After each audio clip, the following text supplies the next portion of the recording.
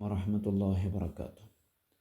അഊദു ബില്ലാഹി മിനശ് ശൈത്വാനിർ റജീം. ബിസ്മില്ലാഹിർ റഹ്മാനിർ റഹീം. അൽഹംദുലില്ലാഹി റബ്ബിൽ ആലമീൻ വസ്സലാത്തു വസ്സലാമു അലാ അഷ്റഫിൽ മഖ്ലൂഖീൻ വഅലാ ആലിഹി വസ്വഹ്ബിഹി അജ്മഈൻ. അമ്മാ ബഅദ്. അല്ലാഹു സുബ്ഹാനഹു വതആല അവൻ്റെ അനുസരണയുള്ള അടിമകളിൽ നമ്മെ ഉൾപ്പെടുത്തി തരട്ടെ. അള്ളാഹു നമ്മളെയും നമ്മുടെ മക്കളെയും സ്വാലിഹീങ്ങളിൽ ഉൾപ്പെടുത്തി തരട്ടെ. ഇന്ന് സമൂഹം നേരിടുന്ന വലിയ ഒരു സാമൂഹിക വിപത്തിനെ കുറിച്ചാണ് ഇന്ന് ഞാൻ സംസാരിക്കാൻ ഉദ്ദേശിക്കുന്നത്. നിങ്ങളൊക്കെ ഇത് കേൾക്കുകയും ഈ സന്ദേശം മുഴുവൻ ഉമ്മത്തിലെ യുവതികളിലേക്ക് എത്തിക്കുകയും ചെയ്യണമെന്ന് അഭ്യർത്ഥിക്കുകയാണ്. കഴിഞ്ഞ ആഴ്ച ഞാൻ പറഞ്ഞത് ഒരു ചെറിയ വിഭാഗത്തിൻ്റെ പ്രയാസത്തെക്കുറിച്ചാണ്. മക്കളില്ലാത്ത സ്ത്രീകൾ അനുഭവിക്കുന്ന പ്രയാസങ്ങളിൽ നമ്മൾ അവർക്കുണ്ടാക്കുന്ന ബുദ്ധിമുട്ടുകളെക്കുറിച്ചാണ് പറഞ്ഞത്. ഒരു കല്യാണത്തിന് പോയാൽ കുട്ടിയായോ എന്ന് ചോദിച്ചും ഒരുപാട് ഡോക്ടർമാരെ നിർദ്ദേശിച്ചും അവിടെ ഒരു ഡോക്ടറുണ്ട്, ഇവരെ ഡോക്ടറുണ്ട് എന്നൊക്കെ പറഞ്ഞ് എവിടെയും ഒരു സുഖം കൊടുക്കാതെ ഒരു ഭാഗത്ത് ഈ സ്ത്രീകളെ കുറ്റപ്പെടുത്തുകയും ഭർത്താക്കന്മാരെ അകറ്റുകയും ചെയ്യുന്ന സംസാരം, മറ്റൊരു ഭാഗത്ത് കുത്തിക്കൊണ്ടുള്ള ചോദ്യങ്ങൾ, അതൊന്നുമല്ലെങ്കിൽ വെറുതെയുള്ള ചോദ്യങ്ങൾ. ലാ തസ്അലൂ അൻ അശ്യാഇൻ തുബ്ദലക്കും, നിങ്ങളിങ്ങനെ ഓരോരോ കാര്യങ്ങളെക്കുറിച്ച് ചോദിക്കരുത് എന്ന് പരിശുദ്ധ ഖുർആൻ പറയുന്നുണ്ടല്ലോ. അതൊരു നല്ല സ്വഭാവമല്ല. ഒരു വഴിയിലേക്ക് പോകുന്നവൻ എവിടേക്കാണ് പോണത് എന്ന് കണ്ടവരോടൊക്കെ ചോദിക്കുന്നത് പോലെയുള്ള ചോദ്യങ്ങൾ. മറിച്ച് ഇവരനുഭവിക്കുന്ന പ്രയാസങ്ങളുടെ ബുദ്ധിമുട്ട് മനസ്സിലാക്കണമെന്നും ഇവർ നടത്തിയ ചികിത്സയ്ക്ക് വേണ്ടി നടത്തിയ പണം ലക്ഷങ്ങളാണ് എന്നൊക്കെ മനസ്സിലാക്കി അവരോട് വലിയ കാരുണ്യവും അവർക്ക് വേണ്ടി ദുആ ചെയ്യുകയും ഒക്കെ ചെയ്യണമെന്ന് ഞാൻ പറഞ്ഞു. ഇന്ന് അതിനേക്കാൾ ഗൗരവമുള്ളൊരു വിഷയത്തെക്കുറിച്ചാണ് ഞാൻ പറയുന്നത്. ഒരുപാട് ചെറുപ്പക്കാർ വിവാഹം ശരിയാവാതെ 30-35 വയസ്സായി നടക്കുകയാണ്. അതിൻ്റെ കാരണക്കാർ നമ്മുടെ മുസ്ലിം പെൺകുട്ടികളാണ്. 18 വയസ്സ് വിവാഹപ്രായമെത്തിയപ്പോൾ വലിയ കോലാഹലങ്ങളും പ്രക്ഷോഭങ്ങളൊക്കെ നമ്മൾ നടത്തിയിരുന്നു. ഇപ്പോൾ അതൊക്കെ കഴിഞ്ഞ് ഡിഗ്രി കഴിയട്ടെ എന്ന് പറയും, ഡിഗ്രി കഴിഞ്ഞാൽ PG കഴിയട്ടെ എന്ന് പറയും, PG കഴിഞ്ഞാൽ എന്തെങ്കിലും ജോലി ചെയ്യട്ടെ എന്ന് പറയും. പെൺകുട്ടികൾ കല്യാണത്തിന് തയ്യാറാകുന്നില്ല. അള്ളാഹുവിൻ്റെ റസൂലിൻ്റെ ഉമ്മത്തിൽ ജനിച്ച പെൺകുട്ടികൾക്ക് ഈ ഒരു നിലപാട് എടുക്കുന്നത് യോജ്യമായ നിലപാടല്ല. തനി പാശ്ചാത്യ സമൂഹത്തെ പിൻപറ്റുക എന്നൊരു റസൂലുള്ളാഹി സ്വല്ലല്ലാഹു അലൈഹി വസല്ലം പറഞ്ഞിട്ടുണ്ടല്ലോ. ബനി ഇസ്രായേൽ ജൂത ക്രിസ്ത്യാനികളുടെ മാർഗം നിങ്ങൾ പിൻപറ്റും, അവർ ഒരു പൊത്തിൽ പ്രവേശിച്ചിട്ടുണ്ടെങ്കിൽ നിങ്ങളും ആ പൊത്തിൽ പ്രവേശിക്കും എന്ന് പറഞ്ഞതുപോലെ സുഖിക്കണം, ആസ്വദിക്കണം, സ്വതന്ത്രമായി നടക്കണം എന്നൊരു ചിന്തയുടെ ഭാഗമായി കല്യാണം വേണ്ട, അതൊരു ബാധ്യതയാണ്, ഉത്തരവാദിത്തമാണ് എന്ന രീതിയിൽ ആ ഒരു കാര്യത്തിൽ നിന്ന് മാറി നിൽക്കുന്ന ഒരു സ്വഭാവം നമ്മുടെ പെൺകുട്ടികൾ സ്വീകരിച്ചത് ഒരുപാട് അപകടങ്ങളാണ് ഉണ്ടാക്കുന്നത്. വാപ്പ പോറ്റി വളർത്തിയ പഠിപ്പിച്ച വാപ്പാക്ക് അവിടെ ഒരു വോയിസുമില്ല, ഉമ്മാക്കുമില്ല. അവൾ പറയും പോലെ ഞാൻ പറയും പോലെ എന്ന ചിന്തയിലേക്ക് പെൺകുട്ടികൾ എത്തിയത് വല്ലാത്തൊരു അപകടമാണ്. അള്ളാഹുവിൻ്റെ റസൂൽ സല്ലല്ലാഹു അലൈഹി വസല്ലമ തങ്ങൾ എല്ലാവരെക്കുറിച്ചല്ല പറയുന്നത് കേട്ടോ. തീരെ വികാരമല്ല, കല്യാണത്തിനോട് താല്പര്യമല്ല, അങ്ങനത്തെ ഒരു കാര്യത്തിലല്ല പറയുന്നത്. അതാണായാലും പെണ്ണായാലും ഒരു വിധിയാണ്, അവർ കല്യാണം കഴിക്കണ്ട. പക്ഷേ കണ്ട ആണുങ്ങളെ കൂടെയൊക്കെ കൈപിടിക്കുകയും ആടിപ്പാടി നടക്കുകയും അവരുമായി നോക്കുകയും ആണുങ്ങളെ നോക്കുകയും ഒക്കെ ഹറാമല്ലേ. ഒറ്റയ്ക്കിരിക്കുകയും യാത്ര ചെയ്യുകയും അവരെ വണ്ടിയിൽ കയറിപ്പോവുകയും അതിനപ്പുറത്തേക്ക് എന്തൊക്കെ ഉണ്ടാവുക, അതൊക്കെ സംഭവിക്കുന്ന ഒരു സാഹചര്യത്തിൽ ഇനി അതൊന്നും സംഭവിച്ചില്ലെങ്കിൽ പോലും വിവാഹത്തിനോട് താല്പര്യമുണ്ടെങ്കിൽ വിവാഹം കഴിക്കുന്നതാണ് ഉത്തമം. ഒക്കെ ഒരു സ്വതന്ത്ര ലോകത്തേക്ക് പ്രവേശിച്ചിരിക്കുകയാണ്. ഒക്കെ സ്വന്തം ഇഷ്ടം പോലെ എന്നുള്ള ദീനിനെ വലിച്ചെറിയുന്നൊരു സ്വഭാവമാണ്. അവർ അള്ളാഹുവിനെയും റസൂലിനെയും ഭയക്കുന്നില്ലെങ്കിൽ, ആഖിറം ഭയക്കുന്നില്ലെങ്കിൽ പിന്നെ അതൊക്കെ സംഭവിക്കും. ഒരു പെണ്ണിൻ്റെ കാര്യത്തിൽ വാപ്പാക്കല്ലേ അള്ളാഹിൻ്റെ റസൂല് അധികാരം കൊടുത്തിട്ടുള്ളത്. ഒരിക്കൽ കല്യാണം കഴിച്ച പെണ്ണാണെങ്കിൽ അങ്ങനെയല്ല, അത് ആ പെണ്ണിൻ്റെ താല്പര്യമാണ്. കല്യാണം വേണ്ടെങ്കിൽ വേണ്ട. അതേസമയത്ത് അല്ലയ്യു മഹഖ് ബിനഫ്സിഹാ മിൻ വലിയിഹ, വിവാഹിതയായി പെണ്ണാണെങ്കിൽ രണ്ടാമത്തെ കല്യാണത്തിൻ്റെ കാര്യത്തിൽ അവളുടെ കാര്യത്തിൽ അധികാരം അവൾക്ക് തന്നെയാണ്. കാരണം ജീവിതത്തെ അവൾ തൊട്ടറിഞ്ഞതാണ്. വൽബിക്രു ഇസ്തഅ്ദിനു അബൂഹ വ ഇദ്നുഹാ സുമാത്ത്, വാപ്പ മകളോട് സമ്മതം ചോദിക്കണം. അത് സുന്നത്താണ്, സമ്മതം കൊടുക്കണം. ഈ സമ്മതം എന്നൊക്കെ പറയുന്നത് അവൾ ലജ്ജ കൊണ്ട് മിണ്ടാതിരിക്കലും സമ്മതമാണ്, മൗനം സമ്മതമാണ് എന്നും റസൂലുള്ളാഹി സ്വല്ലല്ലാഹു അലൈഹി വസല്ലം. ഒരു പെണ്ണിന് ഏത് ഭർത്താവാണ് പറ്റുക എന്നുള്ളത് ആ ഭർത്താവിനെ കൂടുതൽ അറിയുന്നത് പെണ്ണിനേക്കാൾ ബാപ്പാക്കാണ്. പക്ഷേ ബാപ്പ മാത്രമാകരുത്. ഇങ്ങനൊരു ഭർത്താവ് വന്നിട്ടുണ്ട്, അവളെ അന്വേഷിച്ചോട്ടെ. പക്ഷെ പറ്റുന്നതാണെങ്കിൽ സമ്മതം കൊടുക്കണം. ബാപ്പ സമ്മതം ചോദിച്ചാൽ അവന് സമ്മതം കൊടുക്കണ്ടേ? പെണ്ണിനോട് സമ്മതം ചോദിക്കണമെന്ന് പറഞ്ഞാൽ സമ്മതം കൊടുക്കണ്ടെന്നല്ലല്ലോ, വാപ്പയാണല്ലോ ചോദിക്കുന്നത്. ഒരു വലിയ ഉത്തരവാദിത്തമാണ് എന്ന് പറയുന്ന ഒളിച്ചോട്ടുണ്ടല്ലോ, ഇത് നമുക്ക് പറ്റിയാൽ. നിസ്കാരം ഉത്തരവാദിത്തമാണ്, നിസ്കരിക്കാകുന്ന ആൾക്കാരുണ്ട്. നോമ്പ് വലിക്കുക എന്നുള്ള ഉത്തരവാദിത്തവും ബാധ്യതയാണ്, പട്ടിണിയെടുക്കലാണ്. അതുകൊണ്ട് വേണ്ടാന്ന് വെക്കാൻ പറ്റുമോ?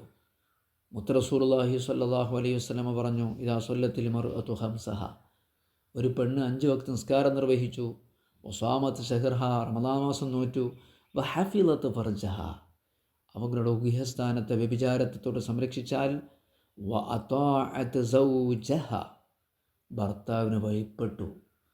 ഒരു ഭർത്താവിന് വഴിപ്പെടുക എന്നുള്ളത് മാനക്കേടല്ല, അത് വ്യക്തിത്വത്തിനുള്ള മോശമല്ല, അത് അള്ളാഹുവിൻ്റെ ദീനിൽ വലിയ പുണ്യകർമ്മമാണ്. ഞാൻ ആര് പറഞ്ഞാലും കേൾക്കില്ല എന്നുള്ളത് ശരിയല്ലല്ലോ. ഭർത്താവിന് വഴിപ്പെടുക, അങ്ങനത്തെ ഒരു ദാമ്പത്യ ജീവിതമാണ് ഇസ്ലാം വിഭാവനം ചെയ്യുന്നത്. ഒരു വീട്ടിൽ ഒരു കൽപ്പിക്കുന്ന ഒരാൾ വേണം, അല്ലെങ്കിൽ നിയന്ത്രിക്കുന്ന ഒരാൾ വേണം. അത് ഒരു കമ്പനിയിലുണ്ടാകും, ഏത് സൊസൈറ്റിയിലും ഏത് സമൂഹത്തിലും ഉണ്ടാകും. ഒരു കൽപ്പിക്കുന്ന ഒരാളും അനുസരിക്കുന്ന ഒരാളും. ഒരു ബസ്സിൽ യാത്ര ചെയ്യുകയാണെങ്കിൽ, ഒരു ടൂറ് പോവുകയാണെങ്കിൽ അതിനുണ്ടാവും ഒരു നേതാവ്, ആ നേതാവിനെ അനുസരിക്കണം എന്നാണ്. എന്നപോലെ വീടിൻ്റെ നേതാവ് വീട്ടിലെ കാര്യങ്ങളിൽ ഭർത്താവിനനുസരിക്കുക. നീ ഇപ്പോൾ പോകണ്ട, പുറത്ത് പോകണ്ട എന്ന് പറയുമ്പോൾ പോകാതെക്കുക. ഇത് ഏത് സമയത്ത് എപ്പോഴും ഇറങ്ങിപ്പോവുക, എപ്പോഴും കയറി വരിക എന്ന ഒരവസ്ഥ വരാൻ പാടില്ലല്ലോ. അപ്പോൾ അങ്ങനെ ഭർത്താവിന് ഭയപ്പെട്ടാൽ ഖീല ലഹ, അവളോട് പറയപ്പെടും, ഉദ്ഖുലിൽ ജന്നത മിൻ അയ്യി അബ്വാബിൽ ജന്ന, സ്വർഗത്തിൻ്റെ ഏത് കവാടത്തിലൂടെയും നീ പ്രവേശിച്ചോ എന്ന് പറയപ്പെടുന്നു. അപ്പോൾ കല്യാണം ഒരു ബാധ്യതയാണ്, ഉത്തരവാദിത്തമാണ് എന്ന് പറഞ്ഞ് സ്വതന്ത്രവാദത്തിലേക്ക് പോകുന്ന നമ്മുടെ പെൺകുട്ടികൾ സ്വർഗമാണ് നഷ്ടപ്പെടുത്തുന്നത്.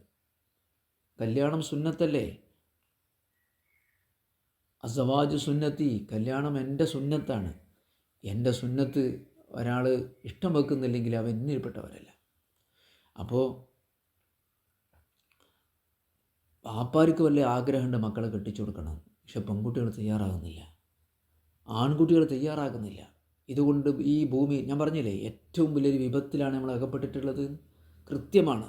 മുത്തുനബി സല്ലല്ലാഹു അലൈഹി വസല്ലം തങ്ങൾ പറഞ്ഞിട്ടുണ്ട്, ഇദാ ജാഅക്കും മൻ തർളൗന ദീനഹു വ ഖുലുഖഹു, ദീനും സ്വഭാവവും തൃപ്തികരമായ ഒരാൾ നിങ്ങളെ മകളെ കല്യാണം അന്വേഷിച്ച് വന്നാൽ, ദീനും ഉഷാറാണ്, സ്വഭാവം ഉഷാറാണ്, ഫസവ്വിജു, നിങ്ങളെ കുട്ടികളെ കെട്ടിച്ചു കൊടുക്കണം. ഇല്ലാ തഫഅലൂ, നിങ്ങളത് ചെയ്തില്ലെങ്കിൽ, തകുൻ ഫിത്നത്തും ഫിൽ അർളി വ ഫസാദുൻ കബീർ, ഭൂമിയിൽ വലിയ ഫസാദ് ഉണ്ടാകും, ഭൂമിയിൽ വലിയ കുഴപ്പമുണ്ടാകും. ഒളിച്ചോട്ടം ഒരു വലിയ ഫസാദാണ്. പെൺകുട്ടികളുടെ ചാരിത്രം നഷ്ടപ്പെടുകയാണ്. കണ്ട ആണുങ്ങളെ കൂടെ ചുറ്റിക്കറങ്ങി, കോളേജ് ജീവിതം എന്ന് പറയുന്നത് അതാണ്. അവർക്കാകെ കോളേജ്, ടീനേജ് എന്നൊക്കെ പറയുന്ന ആ ഒരു പ്രായത്തിൽ അടിച്ചു പൊളിച്ച് ജീവിക്കുക, എന്നിട്ട് ശുദ്ധിയും ചാരിത്രവും നഷ്ടപ്പെടുത്തുക. എല്ലാ പെൺകുട്ടികളും അങ്ങനെയെന്നല്ല പറയുന്നത്. പക്ഷേ ഈ പെൺകുട്ടികൾ കല്യാണത്തിന് തയ്യാറായില്ലെങ്കിൽ യുവാക്കൾ അവരുടെ ദീന് നഷ്ടപ്പെടും. ഇത് ഖുർആനിൽ പറയുന്നുണ്ടല്ലോ, വാങ്കിഹുൽ അയാമാ മിൻകും വസ്സാലിഹീന മിൻ ഇബാദിക്കും വ ഇമാഇക്കും വാങ്കിഹുൽ അയാമാ മിൻകും, നിങ്ങളിൽ നിന്നുള്ള ആണുങ്ങളെയും പെണ്ണുങ്ങളെയും നിങ്ങൾ വിവാഹിതരാക്കണം എന്ന പരിശുദ്ധ ഖുർആൻ. അതെവിടെ പറയുന്നത്? നിങ്ങൾ ആണുങ്ങളെ നോക്കരുത്, ആണുങ്ങൾ പെണ്ണുങ്ങളെ നോക്കൽ ഹറാമാണ്, അതാണ് നിങ്ങൾ കണ്ണടക്കണം, അതാണ് നിങ്ങളുടെ ഗുഹ്യസ്ഥാനത്ത് സൂക്ഷിക്കാൻ ഏറ്റവും നല്ലത്, നിങ്ങളുടെ വിശുദ്ധിക്ക് അതാണ് നല്ലത് എന്നൊക്കെ പരിശുദ്ധ ഖുർആൻ പറഞ്ഞിട്ട് പിന്നെ പറയുന്നത് പ്രായപൂർത്തിയായ പെൺകുട്ടികൾ കെട്ടിച്ചു കൊടുക്കണം, പ്രായപൂർത്തിയായ ആണുങ്ങൾക്ക് കല്യാണം കഴിച്ചു കൊടുക്കണം എന്നാണ്. ഈ ഒരു ഉത്തരവാദിത്തം നമ്മുടെ മാതാപിതാക്കളുടേതാണ്. മാതാപിതാക്കളുടെ ഈ ഉത്തരവാദിത്ത ബോധത്തിന് സ്വന്തം മക്കൾ അനുസരിക്കാത്തൊരു സാഹചര്യം എന്നത് ഒരിക്കലും ശരിയല്ല. തെക്കും ഫിത്നത്തും ഫില്ലാദി ഫസാദൻ കബീർ, ഭൂമിയിൽ ഫിത്ന ഉണ്ടാകും, ഫസാദ് ഉണ്ടാകും. മുത്തുനബി പറഞ്ഞിട്ടുണ്ടെങ്കിൽ ഒരു കുഴപ്പമുണ്ടാവില്ല എന്ന് പറയുന്നത് ഒരു പെണ്ണിൻ്റെ ദുർബലമായ വാദം മാത്രമാണ്. ഇപ്പൊക്കെ പ്രത്യേകിച്ചും അതിനൊക്കെ അനുകൂലമായൊരു സാഹചര്യമല്ലേ. പഠനം എന്നൊക്കെ പറയുന്നുണ്ടെങ്കിൽ പോലും ആരാ പഠിക്കാൻ സമ്മതിക്കാത്തത്? പ്രത്യേകിച്ചും പാവപ്പെട്ട വാപ്പാർക്ക് ഈ മക്കളൊക്കെ പാടെ 10-20 കൊല്ലം നോക്കി പ്രയാസപ്പെട്ട് ഇനിയും ഒരാളെ കയ്യിൽ ഏൽപ്പിച്ചു കൊടുക്കണമെന്ന് ഏത് വാപ്പിയമ്മയും ആഗ്രഹിക്കും. സന്തോഷകരമായ ചാരിത്രശുദ്ധി ഉറപ്പുവരുത്തിക്കൊണ്ട് കുട്ടികൾ പുറത്തു പോയാൽ ബേജാറാണ്. 20, 22, 23 വയസ്സായ മക്കളിങ്ങനെ പുറത്തു പോകുമ്പോൾ വിശുദ്ധിയുള്ള ഏത് വാപ്പാർക്കുമാർക്കും ബേജാറാണ്. ഒരാളെ ഏൽപ്പിച്ചു കൊടുത്താൽ 2 കാര്യം കിട്ടും. ഈ കുട്ടിനെ സംരക്ഷിച്ച് പോറ്റി വളർത്തിയ വാപ്പാക്കൊരു സമാധാനം, ഈ കുട്ടിക്കൊരു വിശുദ്ധി, പഠന തുടർച്ച, എല്ലാം ഉണ്ടല്ലോ, ഒന്നും തടസ്സമല്ലല്ലോ. മുമ്പത്തെ പോലെ അല്ലല്ലോ. ഭാര്യയും ഭർത്താവും എന്നൊക്കെ പറയുന്നത് ഒരുമിച്ച് ഒരുപോലെ ഇണകളും തുണകളുമായി ജീവിക്കുന്ന ഒരു കാലമാണ്. ഭാര്യ ഭർത്താവ് എന്നുള്ള കൺസെപ്റ്റ് തന്നെ ഇസ്ലാമിലില്ല. ഒരാൾ ഭയങ്കര ഭാരം വഹിക്കുന്ന ആൾ, അങ്ങനെയല്ല. കുടുംബത്തിൻ്റെ ഭാരം 2 പേരും കൂടി വഹിക്കുന്ന ആൾ, കുടുംബത്തിൻ്റെ ഉത്തരവാദിത്വം 2 പേരും വഹിക്കുന്ന ആൾ, ഇതാണ് അതിൻ്റെ അർത്ഥം. അത് ഇണകളും തുണകളുമാണ്, തുല്യമാണ്. അപ്പോൾ നമ്മൾ മനസ്സിലാക്കേണ്ടത് ഈ സുന്നത്ത് നമ്മുടെ ജീവിതത്തിൽ നിന്ന് എടുത്തു പോകാൻ പാടില്ല. ഇത് പാശ്ചാത്യരെ പിന്തുടരലാണ്, ലിബറൽ വാദമാണ്, ദീനിനും സമൂഹത്തിനും വലിയ അപകടമുണ്ടാക്കുന്നതാണ്, നമ്മുടെ യുവാക്കൾക്ക് വലിയ പ്രയാസമുണ്ടാക്കുന്നതാണ്. അതുകൊണ്ട് ദീനിൻ്റെ വലിയൊരു ഭാഗമാണ് നിക്കാഹ്. കല്യാണം കഴിച്ചാൽ ദീനിൻ്റെ ഒരു വലിയ ഭാഗം സംരക്ഷിച്ചു എന്നൊക്കെ റസൂലുള്ളാഹി സ്വല്ലല്ലാഹു അലൈഹി വസല്ലം തങ്ങൾ പറയുന്നത് നമ്മൾ കേട്ടിട്ടുണ്ട്. അപ്പോൾ ഈ ഒരു മഹത്തായ കർമ്മത്തിലേക്ക് നമ്മുടെ സമൂഹം കടന്നു വന്നിട്ടില്ലെങ്കിൽ, പെൺകുട്ടികൾ മാതാപിതാക്കളുടെ താല്പര്യങ്ങൾ അനുസരിക്കാൻ തയ്യാറാകുന്നില്ലെങ്കിൽ, അവിടെ കുടുംബപരമായ, സാമൂഹ്യപരമായ, മതപരമായ ഒരുപാട് പ്രയാസങ്ങളുണ്ട്. അത് നമ്മുടെ ഉമ്മത്തിന് വലിയ പ്രയാസങ്ങളുണ്ടാക്കും. മക്കളാവുക എന്നതും കുടുംബം പോറ്റുക എന്നതും ഭർത്താവും കുടുംബജീവിതം നയിക്കുക എന്നൊക്കെ ദീനിൻ്റെ ഒരു പ്രധാനപ്പെട്ട ഭാഗമാണ് എന്നൊക്കെ നമ്മൾ മനസ്സിലാക്കണം. അതോടൊപ്പം ഇങ്ങനെയൊക്കെ പഠിക്കുന്ന പെൺകുട്ടികൾ മതത്തിൽ നിന്നും വിശ്വാസത്തിൽ നിന്നും പിഴച്ചു പോകാനുള്ള മറ്റൊരു കാരണം അവർ ദീൻ പഠിക്കാൻ തയ്യാറാകുന്നില്ല എന്നതാണ്. മദ്രസയിൽ 7ാം ക്ലാസ് വരെ പോയി, ഇപ്പോൾ അതുമില്ല. പിന്നെ ദീർഘമായ 8-10 വർഷം അവർ ദീനുമായി ബന്ധപ്പെടുന്നില്ല എന്നതാണ്. ഇതും പെൺകുട്ടികളുടെ അല്ലെങ്കിൽ ആൺകുട്ടികളുടെ മതവ്യതിചലനത്തിനും ദീനീ ചിന്തകളിൽ നിന്നും പിന്മാറുന്നതിനും കാരണമാണ്. ഓൺലൈൻ സൗകര്യങ്ങളൊക്കെ ഉള്ള ഈ കാലത്ത് മാതാപിതാക്കൾ ശ്രദ്ധിക്കേണ്ട ഒരു കാര്യമാണിത്. എല്ലാ ദിവസവും എന്തെങ്കിലുമൊക്കെ അള്ളാഹുവിൻ്റെ ദീനിൽ നിന്ന് പഠിക്കാൻ. ദീൻ എത്ര എളുപ്പമാണ്. ഒരു ഹദീസ്, ഒരായത്ത്, ഇങ്ങനെ ദീനിൻ്റെ, അള്ളാഹുവിൻ്റെയും റസൂലിൻ്റെയും വചനങ്ങൾ നമ്മുടെ കുട്ടികളെ കേൾക്കുന്ന ദിവസം ഒരല്പം 2 മിനിറ്റ്, 3 മിനിറ്റ്, ഒരു 5 മിനിറ്റ് ദീന് പഠിക്കുന്നൊരു സാഹചര്യം നമ്മുടെ വീടിൻ്റെ അകങ്ങളിൽ നിന്ന് നഷ്ടപ്പെട്ടു പോയത്, അതും ഇത്തരം ഒരു ചിന്തകൾക്കും സ്വതന്ത്രവാദത്തിനും കാരണമായിട്ടുണ്ട്. മുമ്പ് അങ്ങനെയല്ലല്ലോ. മദ്രസയിൽ പഠിച്ചു, പിന്നെ കല്യാണം കഴിഞ്ഞ് പോവുകയാണ്, പെട്ടെന്ന് പോവുകയാണ്. ഇന്നങ്ങനെയല്ല. ഇന്ന് മദ്രസയൊക്കെ നേരത്തെ നിർത്തി, ആ പഠനം തന്നെ എന്തോ ഒരു പഠനമായി വളരെ കുറഞ്ഞ സമയത്തിനകം പഠിച്ച്, പിന്നെ മതബോധമില്ലാത്ത ഇംഗ്ലീഷ് മീഡിയങ്ങളിലും ഭൗതിക സ്ഥാപനങ്ങളിലും എത്തിപ്പെട്ട് നിസ്കാരവുമില്ല, ദീനിൻ്റെ അധ്യാപനങ്ങൾ ഒരല്പം പോലും ലഭിക്കുന്നില്ല എന്നൊരു സാഹചര്യം നമ്മുടെ പെൺകുട്ടികളെ വഴിതെറ്റിക്കുന്നതിൽ, നമ്മുടെ ആൺകുട്ടികളെ വഴിതെറ്റിക്കുന്നതിൽ വലിയ കാരണമായിട്ടുണ്ട്. മാതാപിതാക്കൾ ഇങ്ങനെ മക്കൾ പഠിക്കുകയാണെന്ന് പറയുകയാണെങ്കിൽ നമ്മളൊന്നും ചെയ്യാൻ പറ്റില്ലല്ലോ. ദീൻ എല്ലാ ദിവസവും നീ പറയണമെന്ന് കേൾക്കണമെന്ന് പറഞ്ഞിട്ട് ആയത്തോ ഹദീസോ ഒക്കെ പഠിക്കുന്ന ഒരു സാഹചര്യം ഓൺലൈനിൽ മതി. അത് മനുഷ്യനെ വഴി നടത്താനും സന്മാർഗത്തിലേക്ക് എത്തിക്കാനും കാരണമാകും. ഇതുകൂടെ ശ്രദ്ധിക്കേണ്ടതുണ്ട്.